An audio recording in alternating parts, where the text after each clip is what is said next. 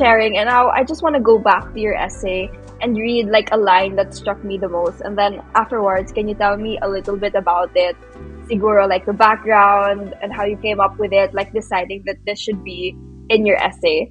So it's actually towards the end of the essay. It's the very last paragraph. And, it just stood out to me because I felt so kilig, ha? And I've never felt so kilig when I, when I read this part. So I'm going to read it. Now, every time the subject comes up, I'm taken back to the first time I kissed Fritz on a Valentine's Day. I knew my love was not fragile since I was not embarrassed of myself at the time. So can you talk a little bit more about that? The Okay, whole so story. Yeah. yeah, so the kiss happened. It happened at Lovers Lane in UP Visayas in Miagao. So very poetic again. But yeah, we wanted it to happen really at the Lovers Lane because I know what the place means, not only to me but to every scholar ng bayan in UP Visayas. So um, after it happened, we went on a date. We spent the rest of the days, talking to each other because it was the first time.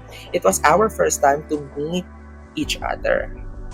And after that, after he went home, after I returned to Antique, I posted our pictures on Facebook. And then, for a moment, I enjoyed the the praises and the support that we were getting from people we know, from the people I love, until one day my minister visited me at home, and then there he broke the news.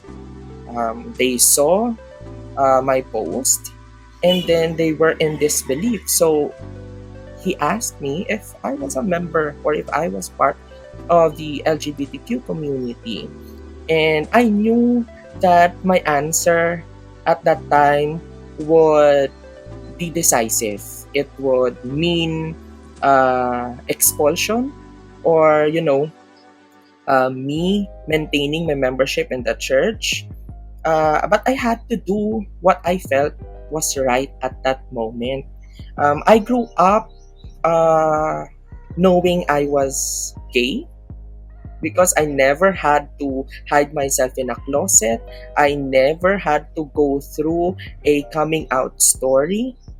And I told myself, um, if that if that has been my life for the past 22 years, why should I succumb to the demands of the church and pretend that this love did not happen and pretend I was straight?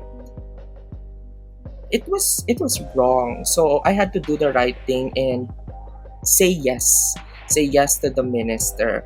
And they came back weeks after, and they interrogated me with the same matter. But I stood my ground until it came to the point where I really had to file my letter of resignation, if I can say that, so that I can fully express myself and live my life as genuinely as possible. And it made all the difference.